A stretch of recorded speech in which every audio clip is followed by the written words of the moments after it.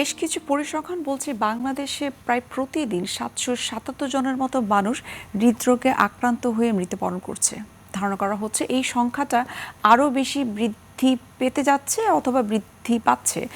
আজ আমরা এই বিষয়টি নিয়ে বিস্তারিত আলোচনা করার চেষ্টা করব যে কেন আসলে হৃদরোগীদের সংখ্যা বৃদ্ধি পাচ্ছে, কিভাবে এটিকে আসলে প্রতিরোধ করা যেতে পারে।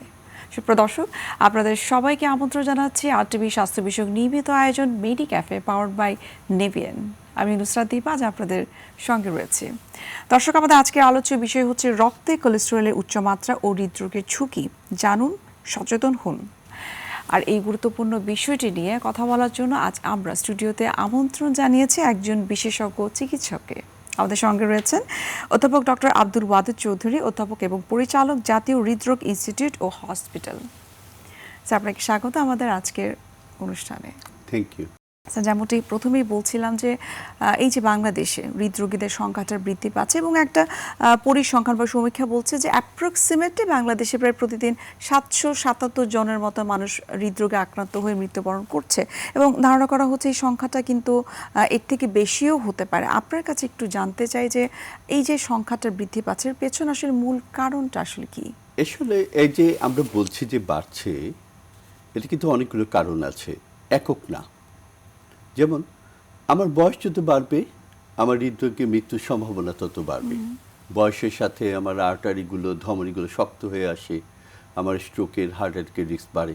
এখন আমাদের তো লাইফ স্প্যান বাড়ছে, আমাদের এখন এক্সপেক্টেড লাইফ স্প্যান হলো ৭৪ বছর এবং কাউন্টিং বাড়ছে আরো। কাজেই আমার মৃত্যুর সম্ভাবনা হৃদরোগে বাড়বেই। দ্বিতীয়, আমি ছোটবেলায় স্কুলে গিয়েছি সবসময় হেঁটে। আমার ছেলে কিন্তু স্কুল, কলেজে, এখন ইউনিভার্সিটিতে যাচ্ছে সবসময় গাড়িতে। তার মানে ওর যে কায়িক পরিশ্রম, রুটিন জীবনযাপনের অংশ হিসেবে হাঁটা চলা, সেটা কিন্তু তুলনামূলকভাবে আমার থেকে অন্তত কম। তাহলে এটা একটা ফ্যাক্টর। আবার খাবার দাবার, আমরা ছোটবেলায় এই যে ফাস্টফুড যেটা বলতে কি খেয়েছি, বড় জোর সিঙ্গারা, সমোসা, একটু পুরি, হয়তোবা ছোলা। আর এখন তো হরেক রকম, এবং যতই মজাদার খাবার ততই কিন্তু চিনি, তেল এবং লবণ, তিনটাই বেশি। এবং এই তিনটা কিন্তু হৃদরোগের সূত্রপাত করতে সাহায্য করছে। কাজে এই সম্ভাবনাটা বাড়বে। আমাদের হাঁটা চলা কমে যাওয়াটা, খাদ্যাভ্যাসের পরিবর্তনটা, এবং তার সাথে এই যে মোবাইলের যুগে ঘুম কমে যাওয়াটা, ঘুমের যে নৈমিত্তিক যে একটা চক্র আছে, সেই চক্রে ঘুমের সাইকেলটা পরিবর্তন হয়ে রাতের বেলা না হয়ে শেষ রাত থেকে মাঝ দুপুর পর্যন্ত হয়। এসব কারণ তো আমাকে হৃদরোগ বাড়াতে বাধ্য করবেই, এবং তাই হচ্ছে। আচ্ছা, অর্থাৎ সার্বিকভাবে বলা যেতে পারে যে অস্বাস্থ্যকর জীবনযাপন সবাই যাপিত করছে। এই যে স্যার আপনি বলছেন যে কোলেস্টেরলের কথা, যেটা আমরা ফাস্টফুড টাইপের যে খাবার, প্রসেস ফুড, ডুবো তেলে ভাজে, এইসব খাবার থেকে কিন্তু দেখা যাচ্ছে যে রক্তে কোলেস্টেরলের পরিমাণটা বৃদ্ধি পাচ্ছে, যেটাকে আমরা বলছি যে হাইপার কোলেস্টেরেমিয়া। এটা ডেফিনেশনটা একটু আপনার কাছে জানতে চাই, সায়েন্টিফিক্যালি আসলে বলতে কি বোঝায়? এই জায়গাটা কিন্তু একটু ঝামেলা আছে। যে আমি কিন্তু একটা স্বাভাবিক মানুষ, যার কোনো প্রেশার, ডায়াবেটিস, কোনো প্রবলেম নেই, তার জন্য যে নর্মাল কোলেস্টেরলের যে কাঙ্ক্ষিত লেভেল, মাত্রা, সেটা আর যার ডায়াবেটিস আছে তার কিন্তু এক নয়। কাঙ্ক্ষিত লেভেল কি হতে পারে? ধরে নিলাম একটা 30 বছরের যুবক, নন স্মোকার, নন ডায়াবেটিক, প্রেশার নেই, তার জন্য আমি বলবো যে টোটাল কোলেস্টেরল 200 মিলিগ্রামের নিচে থাকতে হবে। তার এলডিএল থাকতে হবে অন্ততপক্ষে 130, বা ভালো হয় 100 নিচে থাকবে। তার এইচডিএল, ভালো কোলেস্টেরল, সেটা থাকতে হবে অন্ততপক্ষে 40-এর উপর, এবং তার টিজি, ট্রাইগ্লিসারাইড, থাকতে হবে 150-এর নিচে। কিন্তু ওরই যদি এই 30 বছরে ডায়াবেটিস হয়ে যায়, আমি কিন্তু আবার কড়াকড়ি করব। আমি বলবো তোমার কাঙ্ক্ষিত লেভেল, নর্মাল না, কিন্তু আমি বলছি তোমার জন্য যেটা ভালো সেটা হবে টোটাল কোলেস্টেরল তুমি কিন্তু 200 না, 150 নিচে নিয়ে আসো। তোমার এলডিএলটা অবশ্যই 100-এর নিচে, তোমার এইচডিএলটা 60-এর উপরে হলে ভালো হয়। টিজি বা ট্রাইগ্লিসারাইড সেই 150 নিচেই থাকে। আবার তার যদি এখন ধরা যাক ঘটনাচক্রে এমনই দুর্ভাগ্য যে তার স্ট্যান্টিং করতে হয়েছে, তার একটা হার্ট অ্যাটাক হয়েছে, আমি স্ট্যান্ড করা লেগেছে, তার জন্য কড়াকড়ি আরও বেশি। আমি বলবো তোমার টোটাল কোলেস্টেরল 120-এর নিচে হতে হবে। অর্থাৎ ডিপেন্ডস অন তার ফিজিক্যাল কন্ডিশন, কিন্তু সম্ভব হলে 55-এর নিচে হতে হবে। এই জিনিসটা বুঝতে হবে যে কাঙ্ক্ষিত মাত্রা স্বাভাবিকের জন্য একরকম, যার রোগ একটু বেশি আছে তার জন্য কড়াকড়ি অনেক বেশি। আচ্ছা স্যার, এই যে আপনি বলছেন যে বয়সের উপর ভিত্তি করে কিন্তু রেঞ্জটা আপনারা ফিক্স করে থাকেন না, বয়সের উপর না, তার সবকিছু মিলিয়ে। আচ্ছা, যে তার ডায়াবেটিস আছে কিনা, প্রেশার আছে কিনা, তার কখনো হার্ট অ্যাটাক হয়েছিল কিনা, স্ট্রোক করেছিল কিনা। আপনি বলছিলেন যে যাদের বয়স 30 অনেকের ক্ষেত্রে কিন্তু স্ট্যান্টিং করতে হচ্ছে, তার জন্য কড়াকড়ি বেশি। একই বয়সেই চেঞ্জ হয়ে যাচ্ছে তার মাত্রাটা। তার মানে শুধু বয়স ফ্যাক্টর না, আমার সাথে রোগ কি আছে, তারপরে আমার কাঙ্ক্ষিত কোলেস্টেরলটা প্রোফাইলটা কিরকম হওয়া উচিত সেটা পরিবর্তন হয়ে যাবে। একটু যদি স্যার আমাদেরকে বলতে যে বর্তমানে বাংলাদেশের সিনারিওটা আসলে কি? একটা বড় জিনিস কি, বাংলাদেশে একটা বড় প্রবলেম হলো, আমি কি লার্জ স্কেলে কোনো ডেফিনিটিভ স্ট্যাটিস্টিক্স দিতে পারবো না পারবো না, কিন্তু যে ছোটোখাটো যেগুলো স্টাডিগুলো হচ্ছে সেখানে বলছে যে আমাদের দেশে হাইপারটেনশন, উচ্চ রক্তচাপ, যেটা একটা বড় কারণ হৃদরোগে, সেটার প্রিভেলেন্স হলো 30%-এর কাছে। আচ্ছা, যদি আমি ডায়াবেটিসের কথা ধরি, ডায়াবেটিস অথবা প্রি ডায়াবেটিস, আগে যেটাকে বলা হতো আইজিটি, ইম্পেয়ার্ড গ্লুকোজ টলারেন্স, সেটা দুটো মিলে 20%-এর উপরে হবে। যদি কোলেস্টেরলের কথা বলি তাহলে দেখা যাবে যে ভালো কোলেস্টেরল কম অসংখ্য, খুব খারাপ কোলেস্টেরলটা বেশি সেটাও কম না। আচ্ছা, টিজি ট্রাইগ্লিসারাইড বেশি অসংখ্য। তার মানে প্রোফাইলটা এজ এ হোল খুব ভালো না। এই যে ভালো কোলেস্টেরলের কথা বলছিলাম, সেটা কি এইচডিএল, এর কাজ কি? সে টিস্যু থেকে কোলেস্টেরলকে সরিয়ে এনে লিভারে দেয়, লিভার সেটাকে ব্রেকডাউন করে কমিয়ে দিচ্ছে। তার মানে এ হলো ঝাড়ুদার। তো ঝাড়ুদার কম থাকলেও সমস্যা, ময়লা অল্প থাকলেও জমতে থাকবে, সেটাই হলো প্রবলেম। তার সাথে আমরা যে দেখছি যে আমাদের ওবেসিটি, ওভারওয়েট, এটা কিন্তু অনেক বেড়ে যাচ্ছে।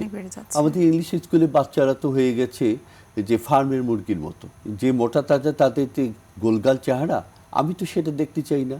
আমি চাই তারা খুব চটপটে, খুব লিন অ্যান্ড থিন হবে, টকবগি করে ঘুরে বেড়াবে। এরা এই যে হাঁসের মতো হাঁটছে, একটা স্বাস্থ্য খুব মোটাসোটা বাচ্চা, এগুলো তো আমাদের দেখার কথা না, কিন্তু এটা হচ্ছে। স্যার, এই যে বিষয়গুলো যে আমরা আসলে ধীরে ধীরে আসলে কোন জায়গাটা যাচ্ছে, যে হৃদরোগের ঝুঁকি বাড়ছে, ফ্যাটি লিভারের সংখ্যাটা বৃদ্ধি পাচ্ছে, এইগুলোর পেছনে কারণটা একটা জিনিস বলি আমি, এটাকে আমরা বলছি মেটাবলিক সিনড্রোম। আচ্ছা, তো মেটাবলিক সিনড্রোমে কি আছে, যে আমার ওজন বেশি থাকবে, আমার ডায়াবেটিস বা প্রি ডায়াবেটিস টেন্ডেন্সি থাকবে, আমার উচ্চ রক্তচাপ থাকবে, আমার টিজি বেশি থাকবে, আমার সরাসরি হৃদরোগ নেই, কিন্তু আমি আসন পেতে দিচ্ছি, হৃদরোগকে ডাকছি, আয় আয় চলে আয়, আমি ইনভাইট করছি আমরা। এই মেটাবলিক সিনড্রোমটা কিন্তু শুরু হয়ে যাচ্ছে এই টিনেজে। কাজে লাইফস্টাইল চেঞ্জের যে কথাটা বলি, that should be started very early on. তার মানে কেউ বার্গার খাবে না, খাবে, কিন্তু সপ্তাহে 7 দিন না, 1 দিন বা 2 দিন। তাকে আমি এনকারেজ করবো, বাবা তুমি হাঁটো, তুমি সিঁড়ি বেয়ে ওঠো, লিফটে না চড়ে, তোমরা খেলাধুলা করো, খেলাধুলা করতে গিয়ে হাত পা ছড়ে যাক, আমার আপত্তি নেই, তবুও তুমি খেলাধুলা করো। এই জিনিসগুলো। আর ওই যে ঘুমের কথা বলছিলাম, রাতটা হলো ঘুমের জন্য। ঘুমের কথাটা বলছেন, আমার মনে হয় ঘুমের বিষয়ে আমাদের আরেকটু বিস্তারিত জানা উচিত, কেননা এই সমস্যাটাই কিন্তু আমার মনে হয় যে টিনেজার বা 30 ঊর্ধ্ব মানুষের মতো অনেক বেশি কিন্তু দেখা যাচ্ছে। এটা একটু বিস্তারিত জানার চেষ্টা করবো। একটা বিরতির সময় হয়ে গেছে, আমরা স্যার বিরতি নিচ্ছি। সুপ্রিয় দর্শক, আপনারা দেখছেন আরটিভি স্বাস্থ্য বিষয়ক নিয়মিত আয়োজন মেডি ক্যাফে পাওয়ার্ড বাই নেভিয়ান। আমরা নিয়ে নিচ্ছি ছোট্ট একটা বিরতি, আমাদের সঙ্গে থাকুন।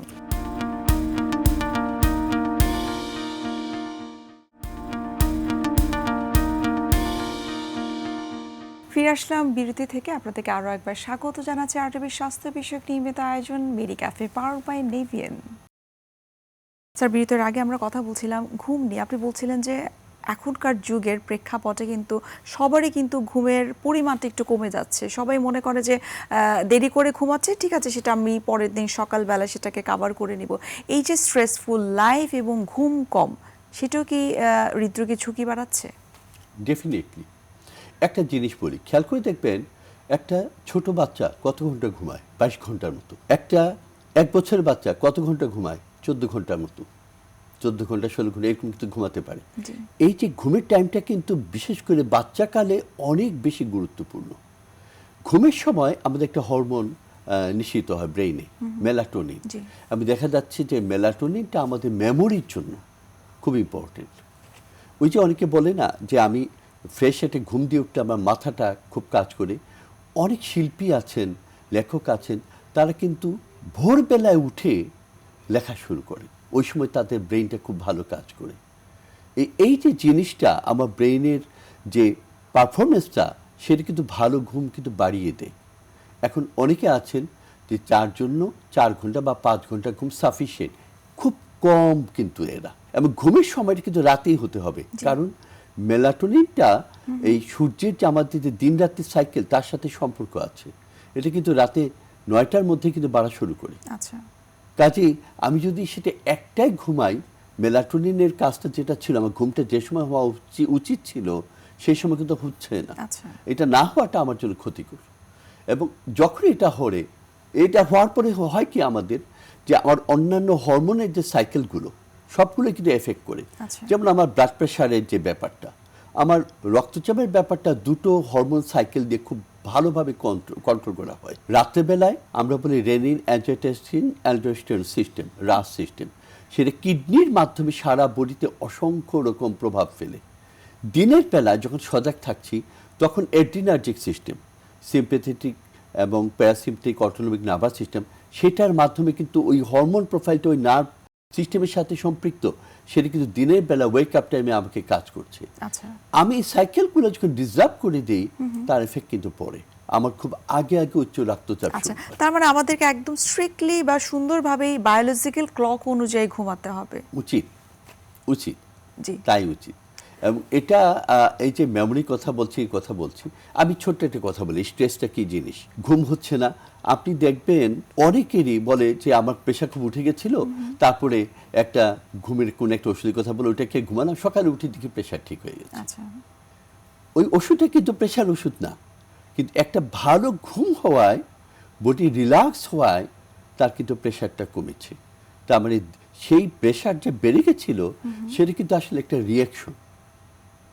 এবং প্রতিনিয়ত যদি আমরা একটু স্ট্রেসের সম্মুখীন হই, যেটা আমাকে নর্মাল বডির যে হোমিওস্টেসিস সিস্টেম, যে নিয়ন্ত্রণের যে অবস্থাটা আমার বডির আছে হরমোন এবং তার অটোনমিক নার্ভাস সিস্টেমের মাধ্যমে, সেটা যদি আমি ডিসরাপ্ট করি, তার এফেক্ট কি হবে? আমার কিডনিতে হবে, হার্টে হবে, ব্রেইনে হবে, আমার উচ্চ রক্তচাপ হবে, আমার ডায়াবেটিস বেড়ে যাবে, আমার স্ট্রোক হওয়ার রিস্ক বাড়বে, আমার heart attack, heart failure risk বাড়বে। স্যার, এখন একটু আপনার কাছে জানবো, যে কোলেস্টেরলের কথা বলছিলেন, যে কোলেস্টেরল কিন্তু কার্ডিয়াক ডিজিজ তৈরি করতে পারে, কিন্তু এমন অনেক মানুষ কিন্তু রয়েছে যেটা আমরা দেখেছি যে তাদের কোলেস্টেরল রিলেটেড কোনো অসুবিধা নেই, কিন্তু তারপরও তাদের কিন্তু হার্ট অ্যাটাক হচ্ছে। এটা খুব গুরুত্বপূর্ণ প্রশ্ন, কারণ অনেকে আছে যে কোলেস্ট্রল ওষুধ খুব নিয়মিত খাচ্ছে, লাইফস্টাইল মেনে চলছে, তাদের কোলেস্ট্রল প্রোফাইলটা আপাত দৃষ্টিতে খুব ভালো কন্ট্রোল, এরপরেও কিন্তু তাদের হার্ট অ্যাটাক হচ্ছে। আমরা এটাকে বলি রেসিডুয়াল রিস্ক। তার মানে কি, আমি কোলেস্ট্রল কমিয়ে একটা লেভেল পর্যন্ত হার্ট অ্যাটাকের রিস্কটা কমাতে পারছি, আরও কিছু রয়ে গেছে। সেটার মধ্যে আছে কি, আমার বডিতে যেমন অ্যাপোবি বলে একটা প্রোটিন আছে, লাইপোপ্রোটিন এ নামে এক প্রোটিন আছে। অ্যাপোবি বা লাইপোপ্রোটিনের যে যখন ভারসাম্যটা নষ্ট হয়, আমার রিস্ক কিন্তু বেড়ে যায়। এবং আমাদের যে নর্মাল যে কোলেস্ট্রল ওষুধগুলো আছে, অ্যাটোরভাস্টাটিন, রোসুভাস্টাটিন, এগুলোতে কিন্তু ওই জিনিসগুলো সবসময় যে এফেক্ট করে তা না। আজকাল কিন্তু আধুনিক কিছু আরও ওষুধ চলে এসেছে, এক্সপেন্সিভ বাট ভেরি ইফেক্টিভ। যেমন একটা স্টার্টিং দিয়ে আমি 30% 40% কোলেস্ট্রল কমাতে পারবো। ওই নতুন যে ওষুধগুলো, ইনক্লিসারান আছে, ইভালোকুমাব আছে, আমি 50-60% কিন্তু কোলেস্ট্রল কমাতে পারবো। আচ্ছা। প্রশ্ন হলো, আমি যে এত কমিয়ে দেওয়ার কথা বলছি, তাতে আমার ক্ষতি হবে না তো? গতকালকে আমার এক রুগী বলছিলেন, আমি বললাম ভাই একটা কথা বলি, যে গত 40 বছর ধরে যে ওষুধগুলোর উপরে সবচেয়ে বেশি গবেষণা হয়েছে সাইড এফেক্ট নিয়ে, তার মধ্যে একটা হলো এই কোলেস্ট্রল কমানোর ওষুধ। আচ্ছা। এখন একটা জিনিস চিন্তা করে দেখেন, একটা বাচ্চা জন্মের পরে খুব নাদুস নুদুস, টেপা টেপা গাল, তার কিন্তু সারা বডিতে তুলতুলে কেন? প্রচুর ফ্যাট। তার কোলেস্ট্রল প্রোফাইলটা কীরকম জানেন? তার এলডিএল থাকে 20, 22, 24, 25। তার মানে ওই এত কম এলডিএল, খারাপ কোলেস্ট্রল যেটা, এত কম থাকা সত্ত্বেও সে কিন্তু দিব্যি বেড়ে উঠছে, তার ব্রেন গড়ে উঠছে, তার অঙ্গ প্রত্যঙ্গগুলো ঠিকভাবে গড়ে উঠছে। কোলেস্ট্রল কমে যাওয়াটা তাহলে নিশ্চয়ই অত ক্ষতিকর না। আমাদের যে ভুল ধারণা আমার বেশি কমে গেছে, না তা আসলে ঠিক না। আজকাল বলা হয় স্টার্ট আর্লিয়ার, তুমি আগে আগে কোলেস্টেরল কমানোর ব্যাপারটা শুরু করো। সেটা হতে পারে ওষুধ দিয়ে, হতে পারে শুধু ডায়েট এবং লাইফস্টাইল চেঞ্জ দিয়ে, অথবা দুটো মিলিয়ে। এবং কন্টিনিউ লঙ্গার, আপনি যতদিন কন্টিনিউ করবেন তত ভালো থাকবেন। অ্যান্ড টার্গেটটা আপনার অন্যান্য রিস্ক ফ্যাক্টর অনুযায়ী মডিফাই করেন। আমার জন্য যেটা ভালো লেভেলটা হয়তো আরেকজনের জন্য আরও কঠোর হতে হবে। আরেকজনের জন্য বলবো যে না, তোমার অত কড়াকড়ি করার দরকার নেই। এটা আমাকে বুঝে ওইভাবে আমাকে প্রোফাইলটা ঠিক করে নিতে হবে। তার জন্য কি দরকার? সবার আগে আমি তো চেক করতে হবে আমার কি অবস্থা। যেমন লাইপোপ্রোটিন, এটা বলা হয় লাইফ টাইমে একবার চেক করা উচিত যে আমার রিসিডুয়াল রিস্কটা কেমন থাকতে পারে। অ্যাপোবির যদি আমি দেখতে পারি, আমাদের দেশে এটা টেস্ট করে স্যার আমাদেরকে যদি একটু বয়সটা বলতেন যে আসলে কত বছর বয়স থেকে আমরা এই আমি লাইপোপ্রোটিন বলবো টেস্টটা যে করলে 30-এ পরে। কারণ কেন বলছি আমি বলি, আমার ঢাকা মেডিকেলে আমার স্টাডি করা আছে যে অ্যাকিউট হার্ট অ্যাটাকের 5-6% হলো 30 বা তার নিচে। অবিশ্বাস্য ব্যাপার। কেন? জাপানে যান, ওখানে দেখবেন 70-এর পরে হার্ট অ্যাটাক হচ্ছে। আমার দেশে হচ্ছে 51-52। আপনি ইউরোপে যান 60-65-তে। তার মানে আমরা 10 বছর 20 বছর আগে হার্ট অ্যাটাকের রোগী হচ্ছি। তাহলে ওরা যেটা 50 বছর শুরু করবে, আমরা 30 থেকে সেই সতর্কতা অবলম্বন করব। তার মানে কি ওষুধ খাবো? না, আমি বলছি তুমি চেক করে নাও, দেখো তোমার লিপিড প্রোফাইলটা স্যার যেহেতু বলছেন যে আমরা অনেকটা অ্যালার্মিং সিচুয়েশনে আছি, এক্ষেত্রে আপনার কাছে একটু জানবো, আমরা অনুষ্ঠানের একেবারে শেষ পর্যায়ে, যে হৃদরোগটাকে আসলে প্রতিরোধ করার জন্য আমরা জনসাধারণ যারা রয়েছি এখন পর্যন্ত, যারা ভালো আছে এবং যারা অলরেডি হয়তো বা কার্ডিয়াক ডিজিজে ভুগছে, তাদের জন্য আপনার কিছু মেসেজ। আপনার নিজের জীবনটা আপনি নিজে গড়ে নিন, আপনার দায়িত্ব। আমি আমার রোগীদের বলি আমলনামা যারটা তার হাতে। আপনার দায়িত্ব আপনাকে ছিমছাম রাখা, তার মানে ওজন কমানো। আপনার দায়িত্ব ধূমপানকে পরিত্যাগ করা। আপনার দায়িত্ব রেগুলার এক্সারসাইজ করা। আপনার দায়িত্ব ডায়েটকে মডিফাই করা। আমি বলছি না আপনি শুধু শাক পাতা খাবেন, আমি বলছি আপনি মডিফাই করেন। যেমন আপনার যে গোস্ত খাচ্ছেন, প্রত্যেক দিন না খেয়ে আপনি করে দেন যে আমি 2 দিন মাছ খাবো, 2 দিন গোস্ত খাবো, 2 দিন শাকসবজি খাবো। আপনি ডিমটা খান, ডিম কুসুম সহ খান, এই একটা ফ্যাট কিন্তু আপনার জন্য ভালো। আপনি প্রচুর দুধ খান, শর্টটা উঠিয়ে নিলে লো ফ্যাট হয়ে গেল, আপনার জন্য খুব ভালো, কোনো অসুবিধা নেই। আপনি গোস্ত খাবেন না, গরু খাসি খাবেন না, খাবেন, পরিমাণটা কম খান, ঝোলটা অ্যাভয়েড করেন, চলে গেল। আপনি বাসায় বলেন যে ভুনা ভুনা না করে, দোপেঁয়াজা না করে ঝোল ঝোল করো, তেল কমে গেল। কিন্তু এই যে অভ্যাসগুলো, এগুলো কিন্তু আমাকে হেল্প করে। আমার সুগারটা ঠিক আছে কিনা আমি যেন দেখি, আমার কোনো কিছু নেই, একবার আমি বডিকে সার্ভিসিং যেন করাই বছরে। আমার সুগার, কোলেস্টেরল, একটা ইসিজি, একটা কিডনি ফাংশন, একটা হিমোগ্লোবিন, এগুলো চেক করলে কিন্তু আমি ওভারঅল একটা চেক আপ হয়ে গেল। বছরে ওইটুকু খরচ নিজের জন্য করেন, আপনি ভালো থাকবেন। আপনি চারপাশে এনভায়রনমেন্টটাকে এভাবে হেলদি করেন, শুধু নিজে ভালো থাকার চেষ্টা করেন। আসলে অনেক কিছু না, খুব স্বাভাবিক কিছু নিয়ম কানুন, আপনি লাইফস্টাইলটা একটু চেঞ্জ করেন, অনেক কিছু হবে। আর যার দরকার সে তার সাথে ওষুধটাও খাবে। অসংখ্য ধন্যবাদ স্যার, এত ব্যস্ততার মাঝে আপনি আমাদেরকে সময় দিয়েছেন। ধন্যবাদ। সুপ্রিয় দর্শক, এতক্ষণ আপনারা দেখছিলেন RTV স্বাস্থ্য বিষয়ক নিয়মিত আয়োজন মেডি ক্যাফে পাওয়ার বাই নেভিয়ান। আজ আমরা এখানে শেষ করছি, দেখা হবে আগামী পর্বে। সে পর্যন্ত আপনারা সবাই ভালো থাকুন, সুস্থ থাকুন। আল্লাহ হাফেজ।